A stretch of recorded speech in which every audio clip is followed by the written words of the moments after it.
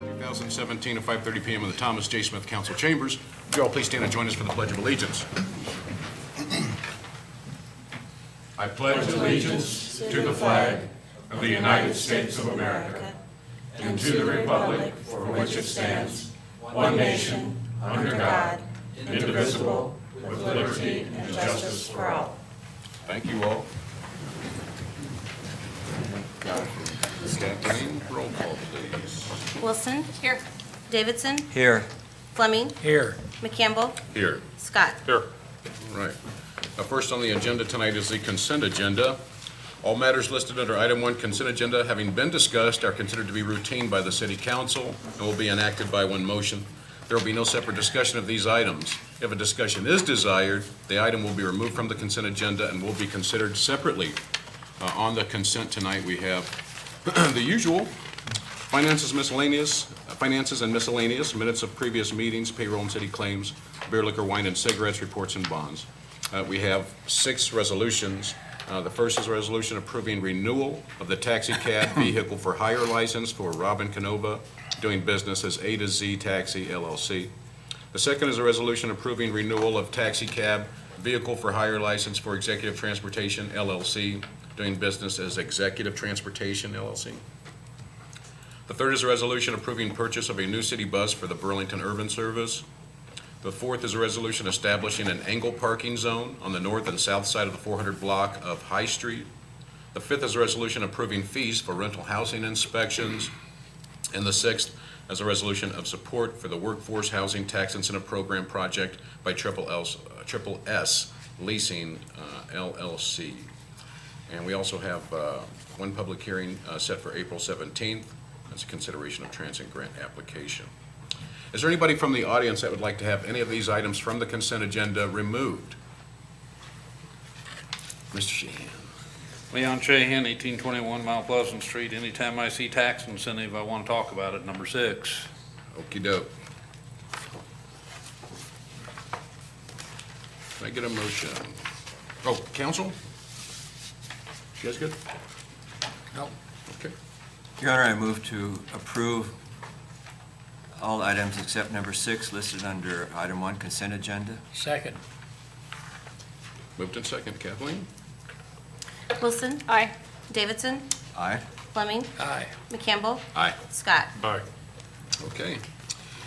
First, we have consideration of a purchase agreement for the property located at the southwest corner of South 5th Street, Maple Street, City of Burlington, Iowa, with conditions.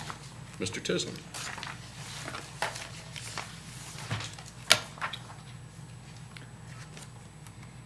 This is a lot being considered through the Neighborhood Stabilization Program, the NSP program that we've sold previously a number of new and rehabbed homes throughout the community. The city received neighborhood stabilization funds a number of years ago to improve neighborhoods, try and get home ownership for income qualified individuals. And the target areas primarily were South Hill, North Hill, Saunderson Heights areas. And we've been very successful in doing that, in rehabbing some homes and building some new homes and trying to have a positive impact on the neighborhoods that they were built and rehabbed in. We currently have a home that we're looking to construct on the corner of Maple and South 5th Street. This is the last project that could be used for these funds. Our grant expires in December of this year, and any funds remaining at that time would have to be paid back to the program.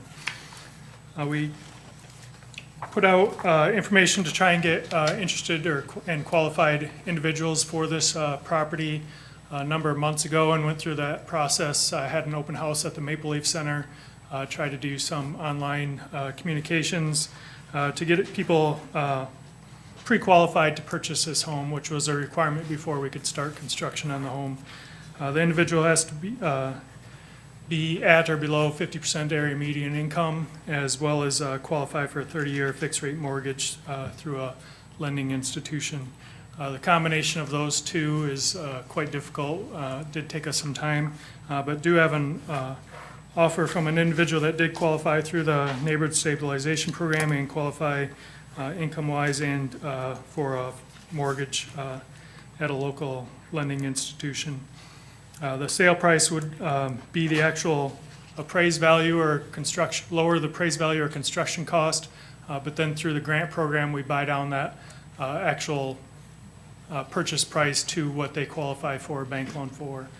So in the past, when we built new homes, we sell it for the actual appraised value, which is generally for a new home that costs $130 to $150 to construct, it can appraise at or assess at $90,000 to $100,000. So that's what our sale price, the maximum we can sell for through the program, but then we can buy down that amount to make sure the person purchasing the home isn't put in a position where too much of their income is going towards a mortgage. So we have Amanda Waters qualified through the program, through the NSP application process, and meets all the requirements to purchase the home.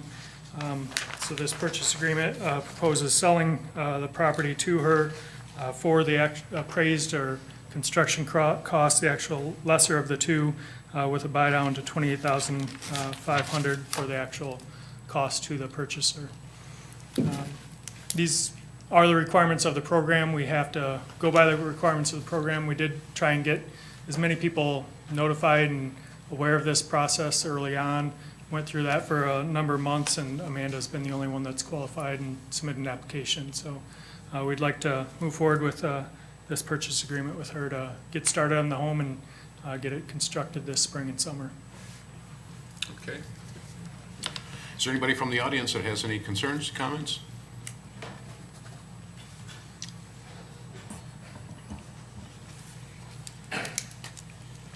Marnell Key, 1121 South 12th Street. My question is, why is it a $150,000 house? My understanding is it's her and a 10-year-old daughter. I don't live in a $150,000 house. Can we build one for $80,000? Does that have to be a 2-story, 3-bedroom, 2-bath house for her and her daughter? Just seems to me like a lot of money is being wasted on a house. How long does she have to live there? You want me to answer that? The home specs were built irrelevant of who was going forward with that. Those are home specs. We don't suit the home to the actual purchaser after we know who a purchaser is. We went into this program knowing that 3-bedroom houses were a need in this community. 2-story tries to fit the feel of the neighborhood. That's a requirement of the program. Still has to go through environmental clearance, make sure it meets the kind of character of the neighborhood. Putting a slab ranch home in that neighborhood didn't seem appropriate through working with regional planning and what they've had discussions on. 3-bedroom, 2-bath, that was the concept going into the program before we had any potential purchaser on the property because we know that's a need. There is a requirement to live in the home for a period of time, generally it's 5 years, or you have to pay a percentage of that sale price back to the program. That's common for all our CDBG programs, similar to NSP. If you move out after a year, you don't get to capture that increase in sale price versus what you bought it for. It has to be paid back through the program, and that's part of the project. But can she refinance it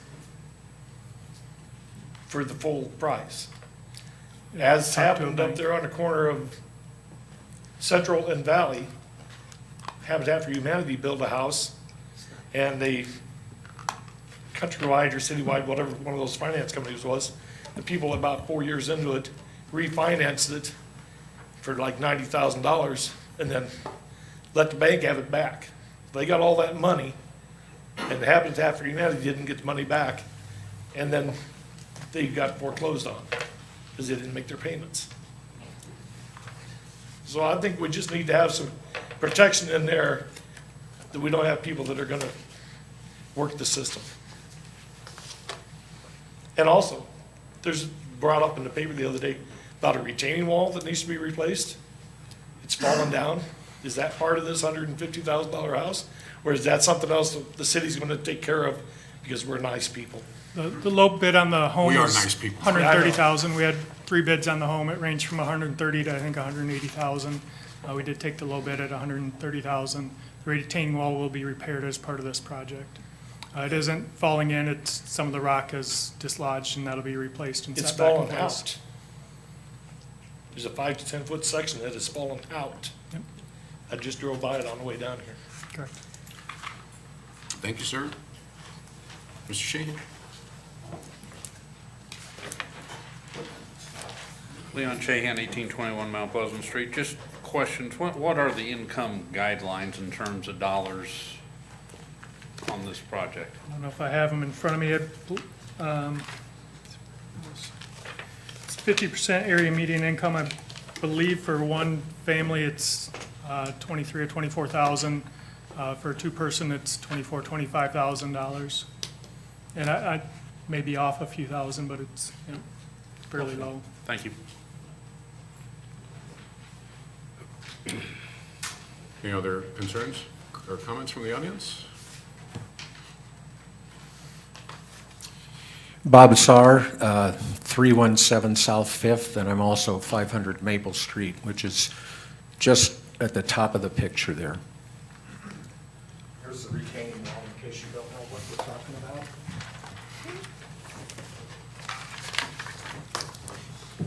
Retaining wall that collapsed is a section about from here to here, the limestone wall, and it's got to be repaired.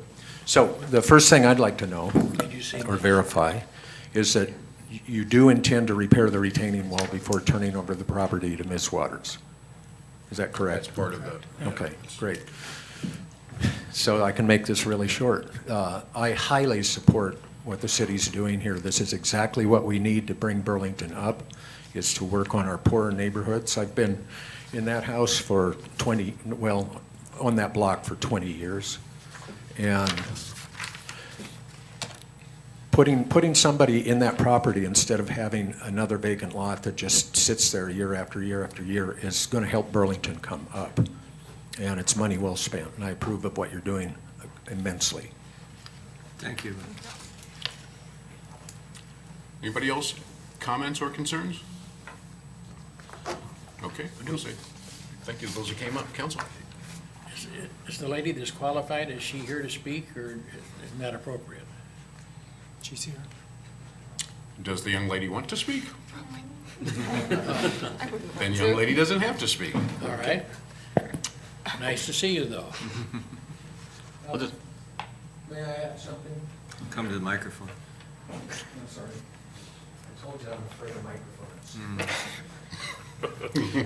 I spoke to Ms. Waters yesterday to welcome her to the neighborhood, a little prematurely, I hope not. And we both agreed that there's this false impression that we live in a dangerous neighborhood over there on Maple Street, and that's not true. And she's lived in Denver, and I've lived in Denver, and Denver's a hell of a lot more frightening than Maple Street in Burlington, Iowa. Thank you, sir. Council? Good program. The only thing that I want to add is, what about the refi deal that Marlon brought up? We'll have a 5-year lien against it, Yeah. that any action that goes to do something during that 5-year time frame, that there's a lien would require us to subrogate, to sign off a document that approved of any changes that were being done. It doesn't mean that you can't have a problem with a house, but we do have pieces that are mechanisms in place that are designed to make sure that it meets that term. That's not a lifetime.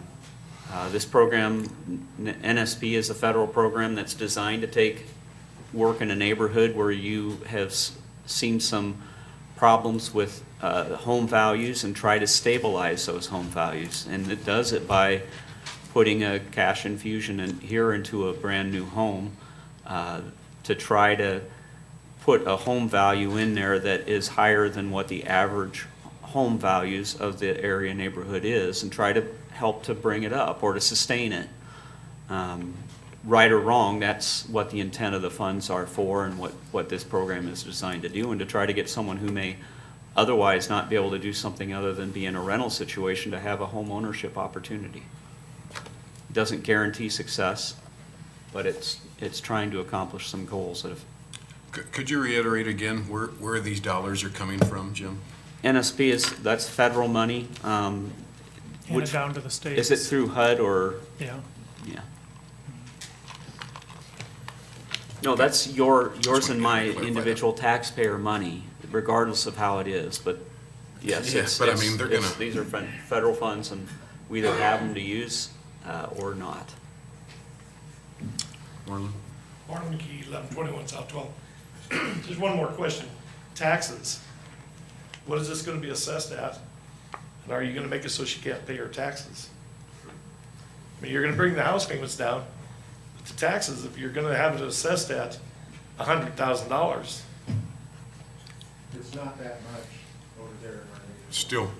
It is. I gotta have you guys, we can only have one person talk at a time and at the microphone, please, but, on the, He just said $100,000 what it's gonna be assessed at. No. that's correct. No. Well, actually, it's 100, I thought it was 100. Wait a minute. Construction cost is 130. We don't know the assessment until it's Okay, okay. complete. On average, new homes have been 90 to 100 or 100 so thousand, but depends on the neighborhood. So at $100,000, that's gonna be $3,500 in taxes? That's high. 2,000.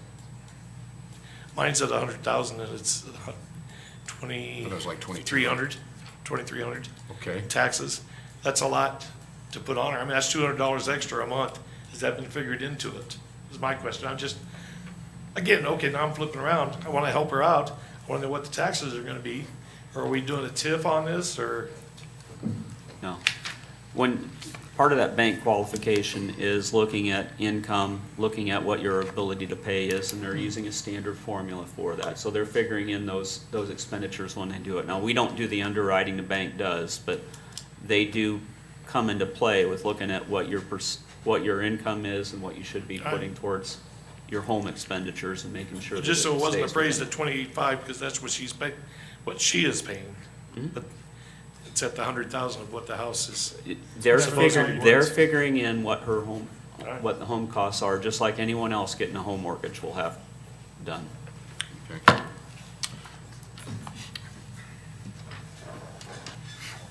Scott Deal, 613 North Garfield.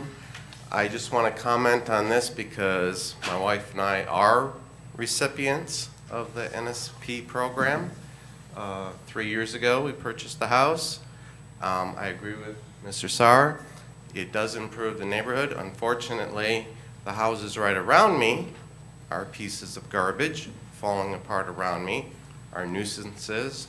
Their yards are littered with trash and boats and everything just piled up. But here I have my pristine new home that's being assessed at like he said, 100,000 or so. And that's why I'm so much against your 40-cent increase in property taxes, because I am one of those lower income people. And as I mentioned 2 weeks ago, we're hurting the elderly as well. But this is a good program, but you guys need to follow up with your nuisance department and with whatever other departments you have to make sure that the neighbors around us are not depreciating our value at the same time. Because unfortunately, I had to go over the head of some of the city employees because they were not following through on my phone calls and aggravation about nuisances and how the neighborhood was just run down totally. And I had to get a councilman involved, and finally the next day, something was done. But it's like it's constantly fighting with these other neighbors. That may not be the case on Maple, but it is on North Garfield off of Agency. And it continues to be, and it really aggravates me because we're struggling, like I said 2 weeks ago, we're struggling to pay our taxes. We're struggling to improve and keep and maintain a beautiful home that was built through this program. But you guys need to follow up through your departments and make sure the rest of the neighborhood starts kicking in and doing their fair share. Thank you. Thank you, sir. Council? Are we good? Yes. Your Honor, I move to close the public hearing. Second. Kathleen? Wilson. Aye. Davidson. Aye. Fleming, Aye. McCampbell, Aye. Scott. Aye. Your Honor, I move to approve the purchase agreement with the property located at the southwest corner of South Fifth and Maple Street, City of Burlington, Iowa, with conditions. Second. Moved in second. Kathleen? Wilson, Aye. Davidson, Aye. Fleming, Aye. McCampbell, Aye. Scott. Aye. Thank you right. for your comments, folks. Appreciate it. And congratulations to Mrs. Waters. Congratulations. Make sure if she leaves here, throw her one of these bracelets. You got one? Man, you're all right. She's got one already. Man, she's all about Burlington already. That's what I'm talking about. Okay, next we have a consideration of an ordinance vacating and selling a portion of Gannon Street and Whitaker Street right-of-ways adjacent to the property located at 1104 Gannon Street, Burlington, Iowa. Mr. Tisland? This was a request by the adjacent property owner to vacate portions of Gannon Street and Whitaker Street, west of Osborne, south of Iowa Street, adjacent to properties under the ownership of Mark Brockway. This is vacating the portion from the lot at 1417 Iowa, from the back lot line of that lot south, and then from Osborne Street to the railroad tracks. This did go to the Planning Commission on February 22nd and was voted 5-0 to recommend approval of the vacating of the alley based on petition of the applicant owning all property adjacent to the right-of-way, maintenance of utility easement, and access for emergency personnel. An easement would be retained over the existing sewer within the vacated right-of-way for public utility access and maintenance.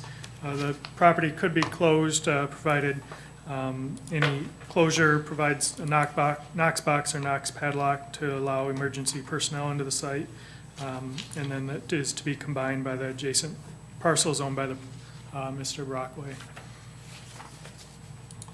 If you have any other questions, I'll try and answer those as well. Let's see, do we have any questions from the audience? I see none. Thank you. Council? It's 1133 Gannon, owned by Brockways also. Yes. Okay, thank you. Are we good? Motion to close? Second. Kathleen? Wilson, Aye. Davidson, Aye. Fleming, Aye. McCampbell, Aye. Scott. Aye. Motion for the preliminary adoption of the first reading of an ordinance vacating and selling a portion of Gannon Street and Whitaker Street right-of-ways adjacent to the property located at 1104 Gannon Street, Burlington, Iowa. Second. Moved in second. Thank you, gentlemen. Kathleen, let's take the vote. Wilson, Aye. Davidson, Aye. Fleming, Aye. McCampbell, Aye. Scott. Aye. Ayes have it. Okay, next we have a Thanks, consideration. Markway. Oh. Next, we have a, good deal. Next, we have a consideration of an ordinance vacating and selling the alley running from Columbia Street to Washington Street between Front Street and Main Street, Burlington, Iowa. Mr. Tisland? This again was a request of the adjacent property owner to vacate the alley between Columbia and Washington, and Main and Front Street. This did go to the Planning Commission as well on February 22nd, and they voted 5-0 to recommend approval of the vacating of the described right-of-way based on petition of the applicant and providing a utility easement for Alliant Energy. They did have a desire to expand kitchen off of the Drake Restaurant into the alley right-of-way. All adjacent property owners owned by Jennison Industries and/or the Drake or other subsidiaries. This alley would be combined with the property to the east of the alley, which is all under one ownership, so. I can't help it. Y'all come. It's been dear to me. Anybody from the audience, concerns or comments? I see none. Council? Not here. Motion to close? Second. Y'all come. Let's move to second. Kathleen? Wilson, Aye. Davidson, Aye. Fleming, Aye. McCampbell, Aye. Scott. Aye. Motion for the preliminary adoption of the first reading of an ordinance vacating and selling the alley running from Columbia Street to Washington Street between Front Street and Main Street, Burlington, Iowa. Second. Moved in second. Kathleen, let's vote on it. Wilson. Aye. Davidson. Aye. Fleming. Aye. McCampbell. Aye. Scott. Aye. Okay. First you, reading Genesis. down. Next, we have consideration of a permanent encroachment agreement with Greenway of Burlington Associates for encroachment into Valley Street right-of-way at 2312 Valley Street, Burlington, Iowa. Mr. Tisland. I did want to note on the previous two for the applicants, those do take 3 readings unless waived by council, so those will be finalized at a future meeting. This again is the request that previously came for the council to place a gate at the southern portion of the apartments located at 2312 Valley Street, just north of Flint Hills Drive. They desire to place this gate to try and improve safety in the area, reducing access to Washington Street, primarily for the access into the apartments. Upon review and further discussion, a few conditions would be placed on the encroachment. The gate shall remain open from December 1st to March 1st, and shall be opened immediately by the property management should snow accumulation warrant snow removal by the city of Burlington outside of these dates. Access to the gate shall be provided to emergency personnel as required and shall include a Knox padlock. No parking signs shall be added to the area of the street that will be closed, and the corresponding curb shall be painted red. In the allowed encroachment shall be a gate across Valley Street, approximately 150 feet north of Flint Hills Drive, with appropriate signage. Did look into the name of the street and talked to Chris Clements. That did not have any record of it. GIS did have this labeled as Valley Street, so the signage is going to be changed appropriately for that. It does lie directly between Argyle and Melrose, and there is an Argyle and Hayes north into the development, but the street has, per GIS records and the records we found, been a continuation of Valley, so that street sign will be changed to make that a little more clear. Makes sense. But with communication with Jim Adams, the management company, they did at their board meeting discuss these and the conditions and all, felt comfortable and in favor of the condition placed on this. So. Anybody from the audience have any questions or concerns? Mr. Shane? Leon Shahan, 1821 Mount Pleasant Street. Nothing about money, surprise, surprise.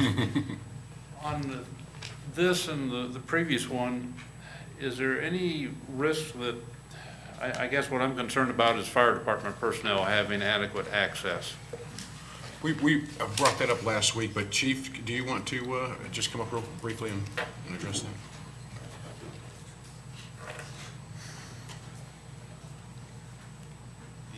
Yeah, normally we want to have 2 access points to everything, and normally when we come into this area, we use the entrance on Shield Street.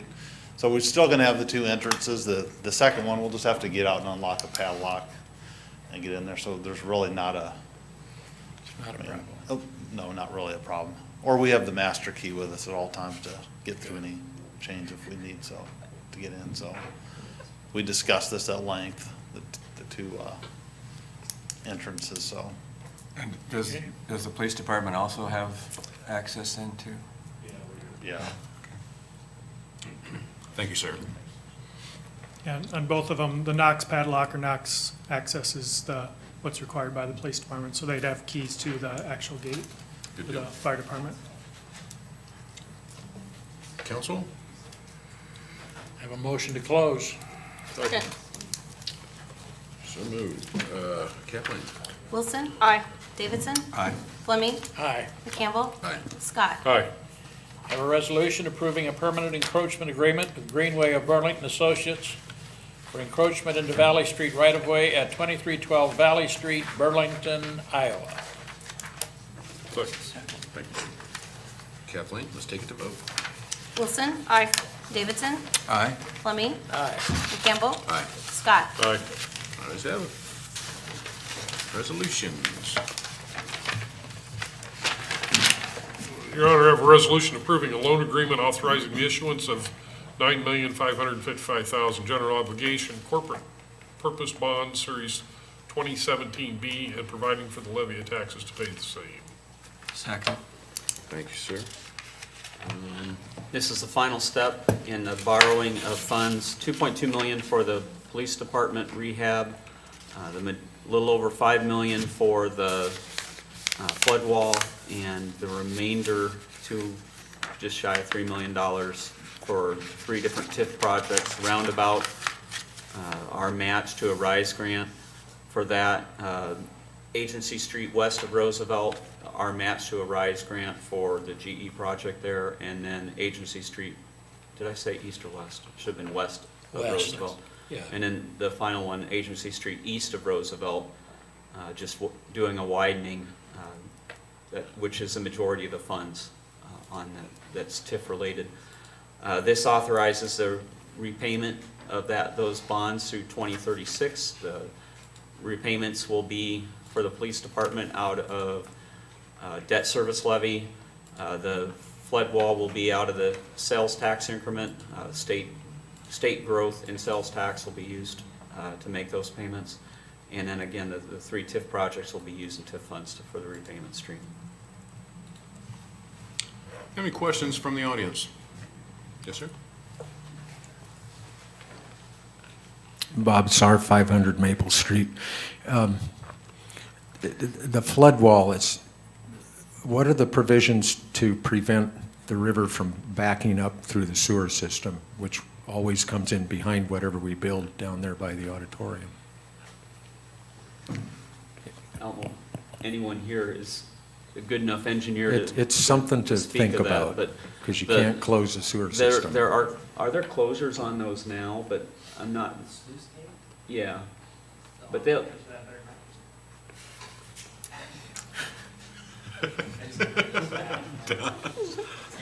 Cracks me up. It all runs downhill. Literally. I'm at the wastewater treatment plant, and I've sat in on some of the meetings, but not all of the meetings pertaining to the flood wall and how they're going to integrate that with the issues as raised about the sewer system. The intent, I believe, is to allow the river to back up the box sewers that are there that serve as conduits for surface water runoff from the catch basins that are along the curb lines in the downtown area.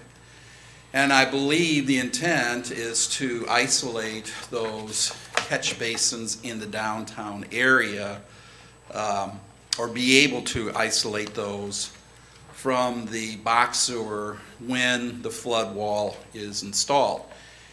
So then, if that's the case, then where does that water that those catch basins normally handle go? There will be some new stormwater lift stations that will be built in the downtown area to handle the surface water runoff when the flood protection is up and those basins no longer can flow by gravity through those large box sewers to the river. So the river will continue to back up into the box sewers as it has historically ever since they've been there, and somehow they determined the elevation, how far back into those sewers at this particular river stage will that water rise to, and then deal with all the catch basins in that area and forward to the river to isolate them from the box sewers and to send that water, the surface water, then to those new stormwater lift stations. And I'm suspecting that the wastewater plant will be responsible for maintaining those stormwater stations as we do the wastewater stations. you maintain everything. Yeah.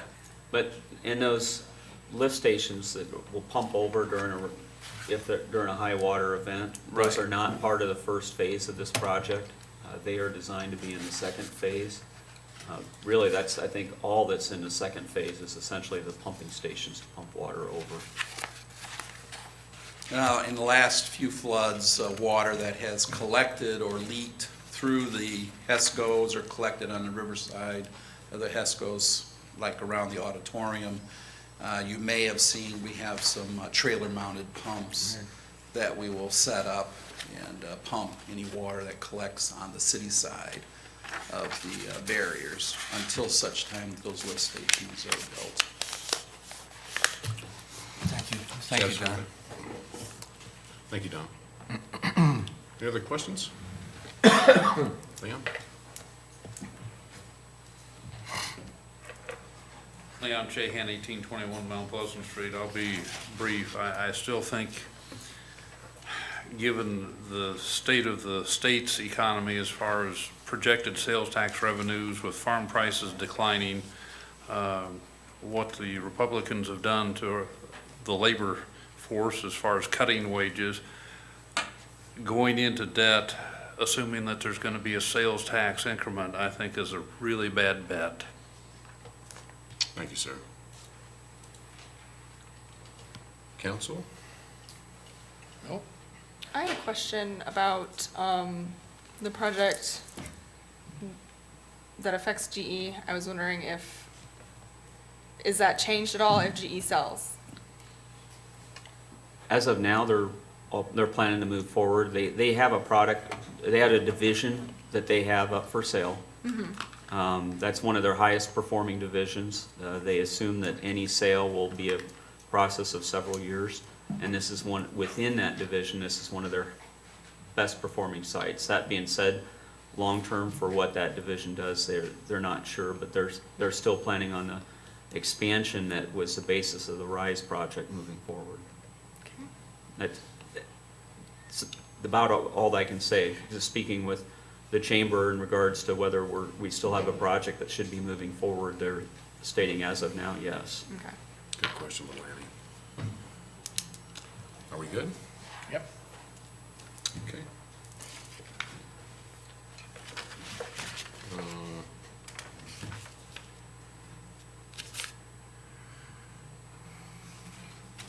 Let's take it to vote. Okay. Wilson, Aye. Davidson, Aye. Fleming, Aye. McCampbell, Aye. Scott. Aye. Your Honor, I have a resolution establishing angled parking zone in the 500 block of Market Street. Second.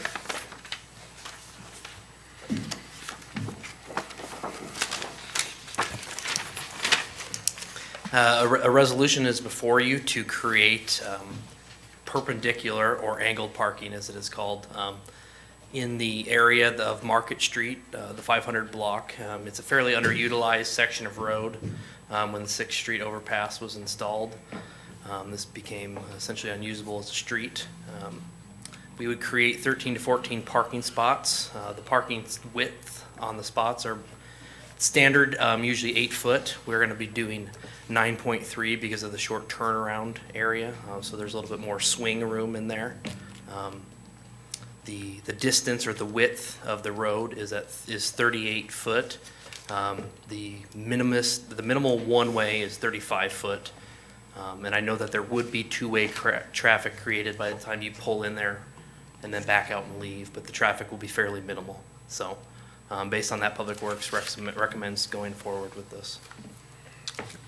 Thank you, Mr. McGregor. Is there anybody from the audience that has any questions or concerns? See none? Council?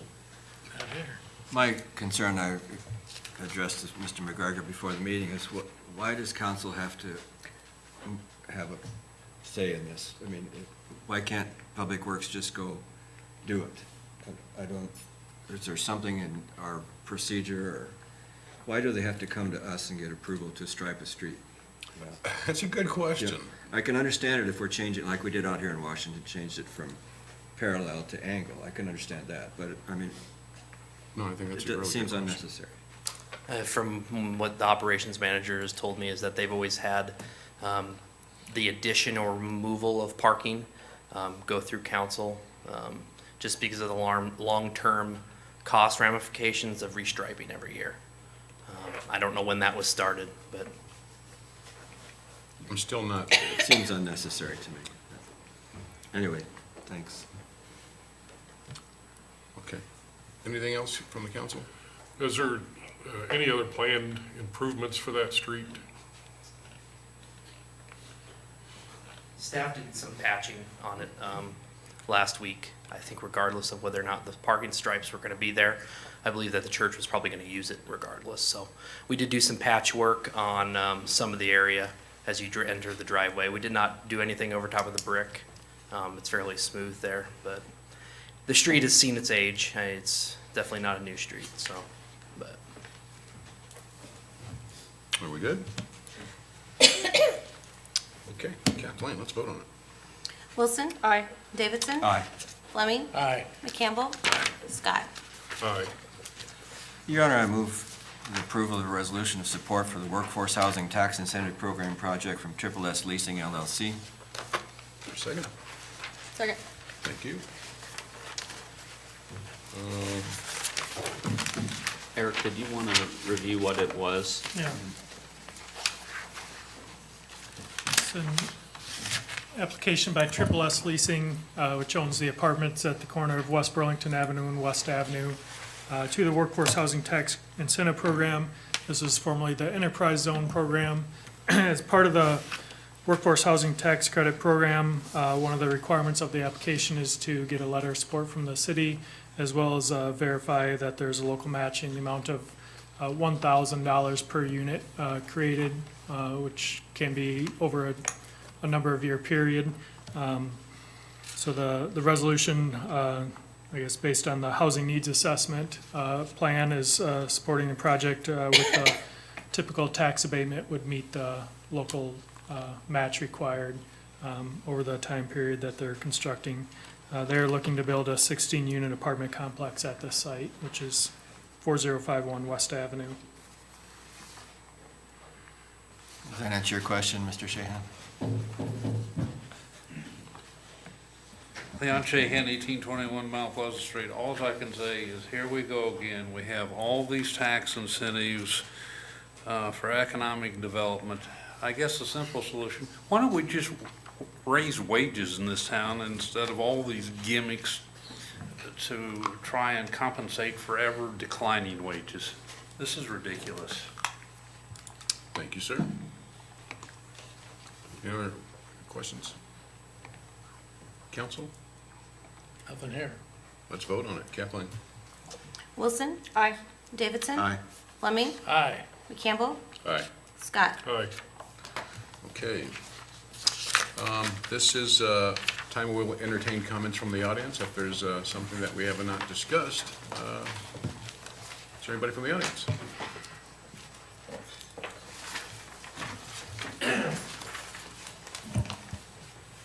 Marlon Key, 1121 South 12th Street. It was brought up in the paper a while back, and when you sold the land or traded the land for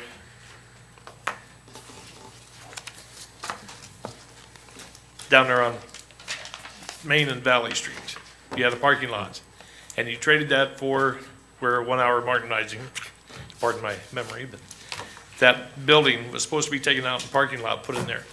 When is that gonna happen? Because I can't think of the name of the company, Millard's, thank you. Got the land and they're building on it, but we don't have the parking lot.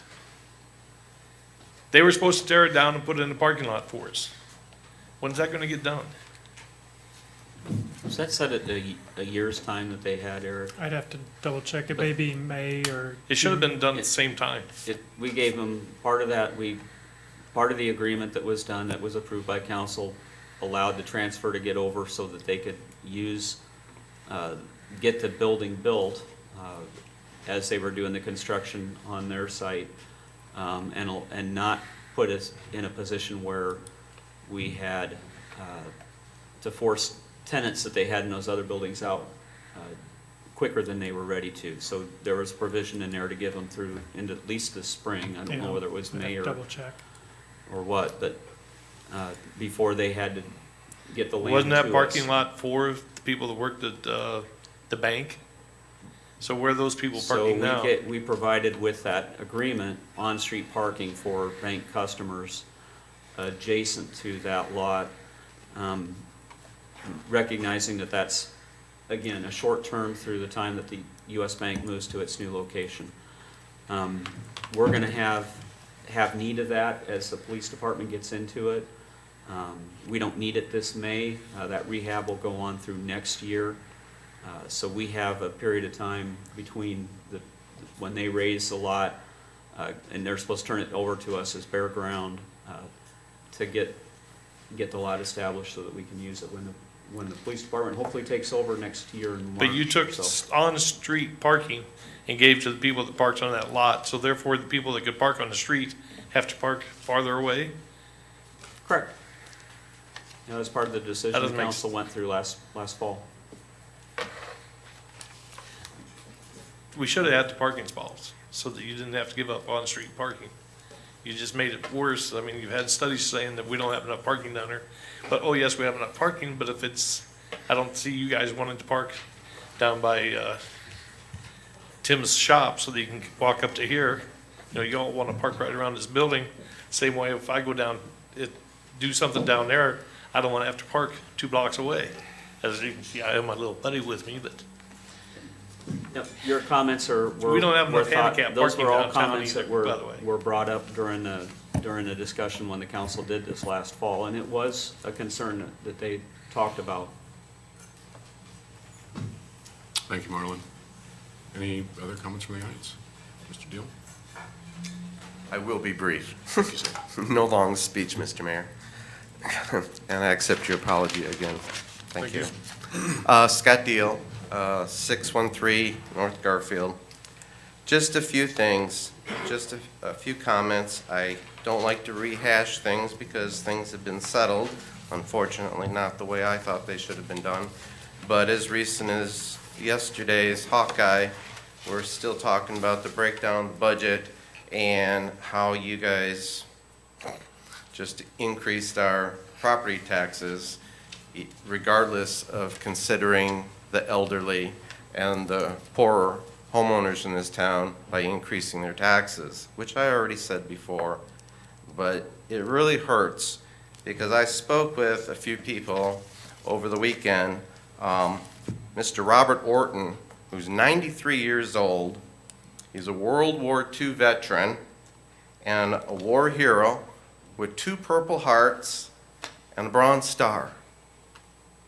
He's on a fixed retirement income, of course, at 93, Social Security. And he said this increase is inching him way out of his house. Once again, we're not thinking about the important people. It seems like this town, and others, not just Burlington, are only concerned about the rich. And then we got war heroes, we got elderly people, we even have former City of Burlington fireman who was on the job here at the City of Burlington Fire Department, Steve Anderson. He spoke with me, and he was regretful and upset with your property tax increase. I mean, these are the people I keep encountering and still keep on encountering. This issue is not going to go away. I think you gentlemen and lady really did not thoroughly consider that budget and try to avoid that tax increase. It could have been, and I'll tell you why. One big reason is that also from the Hawkeye newspaper, I get a lot of my information, but when they advertise new development homes, brand new homes for $300,000 up to $500,000, you guys are offering them a 10-year tax abatement to the rich who can afford to pay taxes. And those taxes, if you wouldn't give them all these damn abatements, excuse my language, you would have money in your coffers that you would not have had to raise taxes if you would let the rich pay their fair share for once in this country. They're not paying it. This TIF program, you're talking about Apollo School and the development of Apollo School. I'm all in favor of developing and doing something finally with that eyesore in Saunderson Heights. It's a horrible eyesore.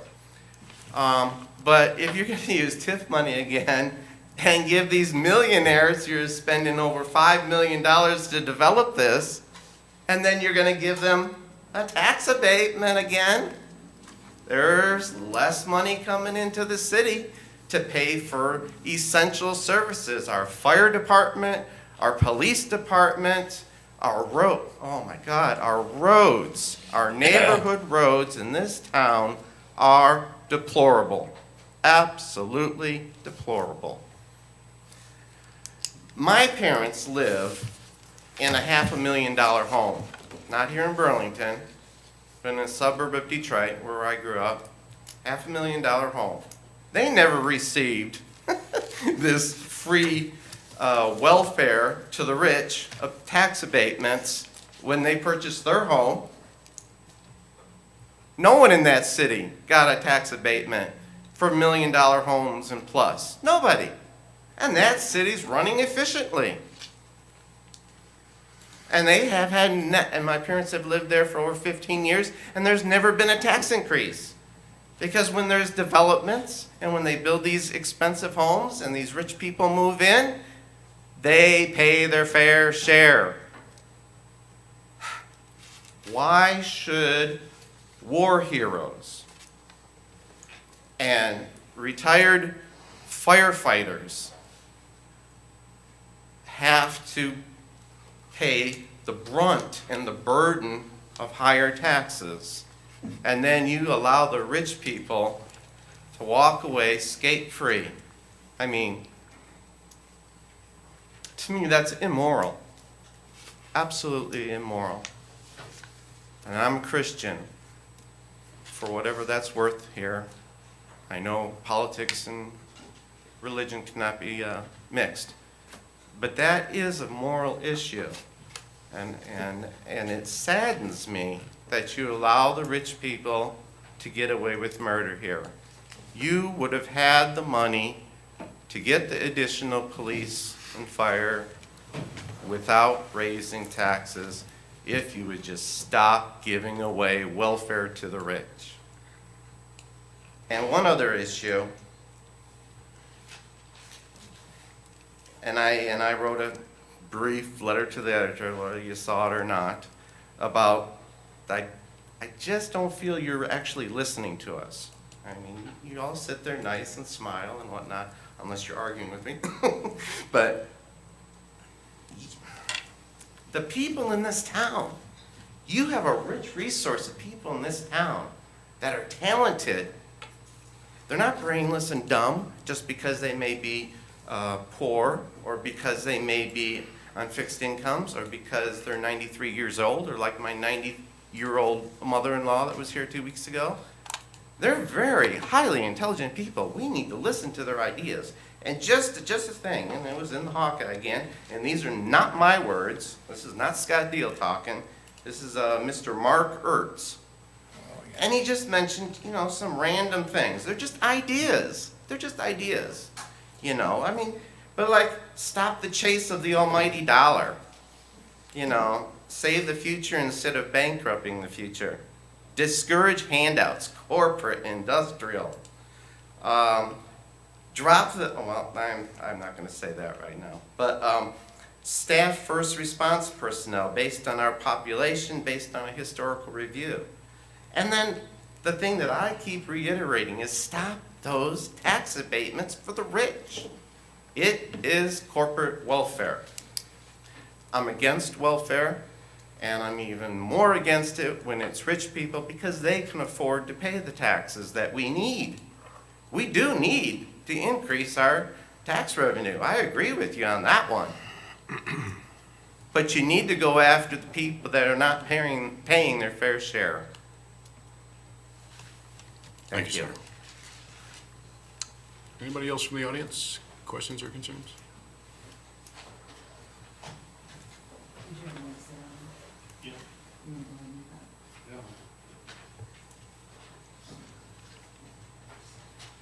Leon Shahan, 1821 Mount Pleasant Street. Other than saying amen to what just was said, the only comment I have about all this corporate welfare is the reason you have to do corporate welfare is you're doing corporate welfare. You spend half of your revenues on corporate welfare.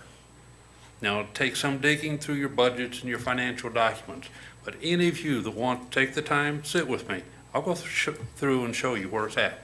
You spend half of your property tax revenues on corporate welfare. Thank you, Mr. Shahan.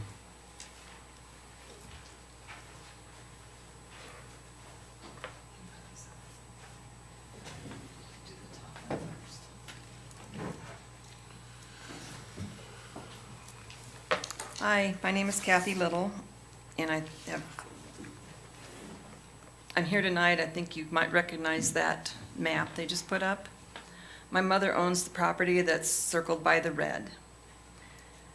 And the city came to them in 2004 when they were going to build the apartments that there were 3 buildings built first.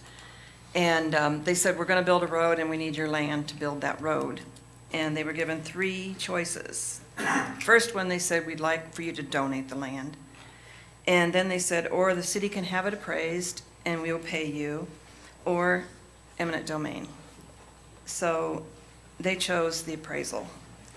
They attended many meetings where they were told that since they'd already paid for the road in front of their house, which is West Avenue, that they would not be made to pay for the road to the west. Their attorney assured them it was useless to fight. Fast forward, my father passed away suddenly in November of 2006. Then in 2015, my mother got a letter stating she now owes $49,288.30 in addition to her taxes. The assessor had changed the zoning of the property, taking away an agricultural deferment, which was never mentioned before. This is for a road that we have no access to. It only goes to the apartment complex next door, the one that you just voted to give more money to. I was told by the treasurer's office that my parents should have paid the bill when they got the money for the land, and the property owner next door pulled their checkbook out and paid it.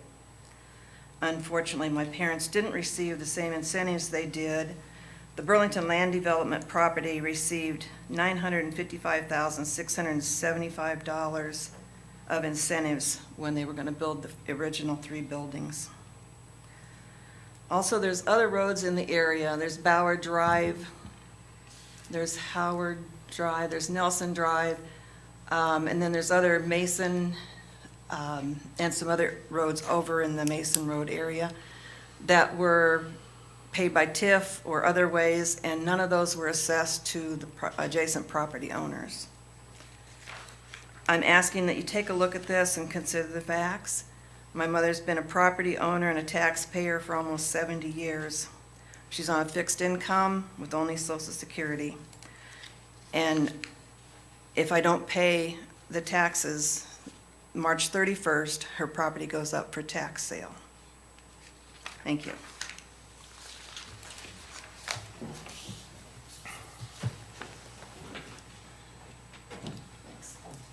Anybody else from the audience with any comments or concerns?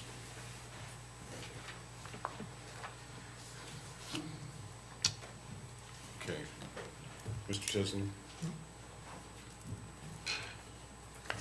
Just some fun events going on this weekend. I know Sunday is the Magical Afternoon 4. So we've got the Burlington Police Department versus Midwest Magic.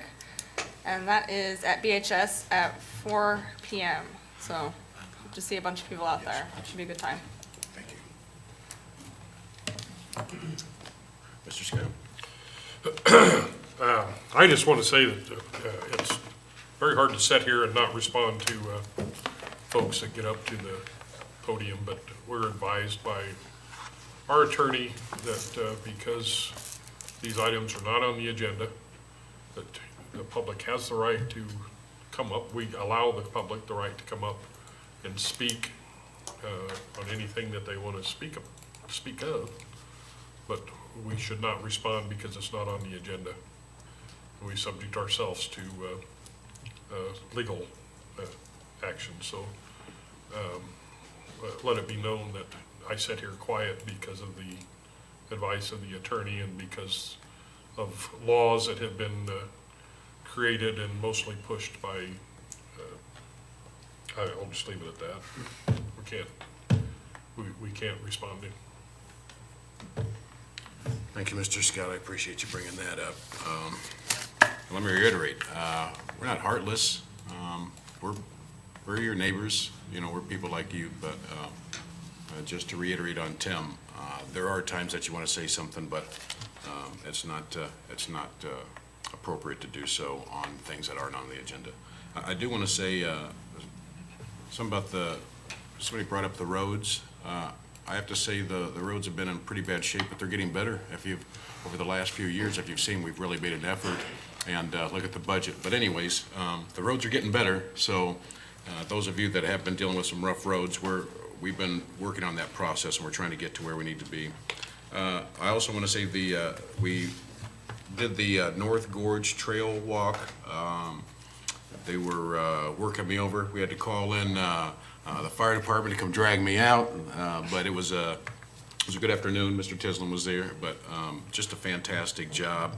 And I want to say to everybody that were involved in that in whatever way, it was phenomenal. It was phenomenal. I'm glad I didn't miss that, and that I got a Charlie horse out of that deal. The only other thing is, again, that we did have an announcement that Burlington was picked for a site that a show is going to be coming through, and doing in Burlington is going to be big for Burlington, and we'll really get a chance to showcase all the wonderful people we have in this community and all the wonderful things that we have to offer that so many of us take for granted because we've been here for so long, and it's no big deal. But people that do come to Burlington from without, they fall in love with a lot of the things that Burlington has to offer. Not saying that our community is perfect, because obviously that would be a lie. There isn't one, but it's not the horrible place sometimes that some people seem to. It's almost like, you know, Burlington, everything is bad about Burlington, and I would disagree. I would think there's so many things right about Burlington. There's just always room to improve, and I just think we always need to be mindful of that. So that's all I've got. And Midwest Magic game, the police department is going down. Again, the fridge told me to remind you. He said, "Would you see the chief?" He said it like that too. He got aggressive. He said, "You guys are going down." So looking forward to that if you don't have anything going on. Sunday afternoon, the Midwest Magic will be taking on the Burlington Police Department. It was a phenomenal event last year. It's going to be even better this year. Come on out and support. It's a great time. So, Mayor Pro Tem? To follow up with your comments, Mr. Scott, that's something that I never understood, and I went to a session about that at League of Cities meetings about this open meetings law and commenting, and to me, it just does not make any sense, but that's what we're hearing from our attorney.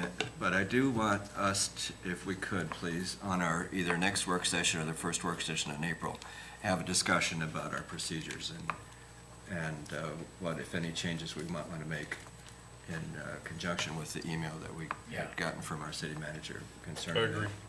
That makes sense. So either next Monday or the first Monday, the first work session in April, whichever Sounds good. That's fine with me. Yeah. Okay. Works. Thanks. I have nothing at this time. You reserve the right. City Manager? We have a leaf pickup program that begins next Monday. Is that right, Don? Yep. 3 weeks. So next Monday would be Friday's route, and Tuesday would be Monday's route, and it'll go right through the system like that for 3 weeks. And then citywide cleanup follows after that for 5 weeks. It'll take 6 weeks to get through. Takes 6 weeks. And so that goes through, and they move through as you can through that process, beginning with Monday's route when you get to that. In regards, I mean, the street assessment, that's been something that has come to the council, at least individual council members, as a request over the last year. And going back and looking through the records, whether it was, I don't know how things were explained or what was done back in 2004 with that, but the whole process was done the way the process is designed to be done. Whether it was ever done to where people understood, I wouldn't be able to express. It's going back a long period of time, and records don't tell you that. They can just tell you that everything was filed appropriately with how that assessment was done. We will get that work session on item for probably this next time. I think time allows it. I don't think we have that many items coming up.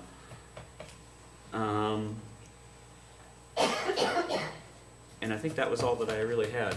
Last week, we went up and tried to do a session with city managers, had Stephanie come up to do a talk on transparency. And one of the things that we're trying to focus on was our use of the open government platform on our website. And, you know, you try to sit in front of a room full of city administrators and go over the benefits of a tool, and the internet isn't available to go and look at a website. You're kidding. Doesn't make it very, No. doesn't make it very easy to do that, so. How sad. We at least had a few communities that were there that were using the site and using other tools for trying to communicate. And, you know, I think the big takeaway that I got from going through that session is we talked about our 3 communities and some of the questions that came up. Getting information out isn't easy. Getting it out in a way that people can understand isn't easy. We try. We don't do as well as what some would like to see us do when it comes to different pieces of information. But, you know, as things have come up, there's some of the, like the where our rental units are in town was something that I brought up. Where some of our nuisances complaints have been, trying to get those out on the GIS system. We try to get information out where we can. We don't have the staff to do it as well as what we'd like to, or what people really would like to see us be able to do, but we do try.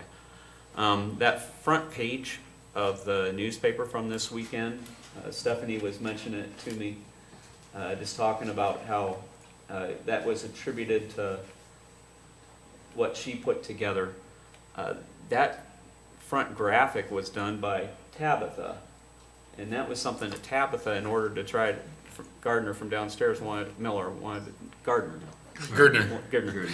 do, was to get a better understanding herself of how the budget worked and where property tax dollars went. And she put it on herself just to figure it out and try to put information out, as she just figured out, got a better understanding of it, trying to look at what some other communities have done and try to push out information the same way. We don't have time to do that with everything, but we do try to get at least some of that kind of information out. So that's something that I do like that our staff does, where they do have the time, they do try to make things as clear as we can. Now, I know we're never gonna not have criticism for that. I mean, and rightly so, we should. We don't make it as clear as what it would be nice to be able to have, but we do try. And so I'd like to commend my staff for where they do put the time and effort into trying to get that done. Amen. Amen. That's all I had, so. That's funny, because that was the one thing that I did forget. I wanted to say that when I first got on this council, so many changes have taken place from the was it 5 years ago or whatever, up until now, and it's all been in efforts to make government more transparent. And again, nobody's going to be satisfied with where we're at. Obviously, you can't satisfy everybody, but I definitely think it's good steps. And I always try to think of, is this going to be a good decision? Am I satisfied with this decision now? And am I going to be satisfied with the decision when I'm not sitting behind this desk and I'm sitting out there with you guys? And because that's going to be a reality. And I have to say that I'm very satisfied and very thankful that we have been moving in that direction to reveal more information and to be as transparent as possible. Thanks again to all the staff, everybody that called in. I think Steph was calling a radio shows this year. I mean, nobody can say that we didn't go out of our way. You might not agree with what we did, but to make sure that everybody knew and saw what we were doing. So, again, just wanted to give a big thank you to everybody. That's all I've got. So, can I I get a motion? move that we adjourn at this time. Second? Kathleen? Wilson. Aye. Davidson. Aye. Fleming. Aye. McCampbell. Aye. Scott. All right. This meeting's adjourned. Thank you, everybody. Good night. Thank you, Council. Thank you, Mayor. Thank you, Jim.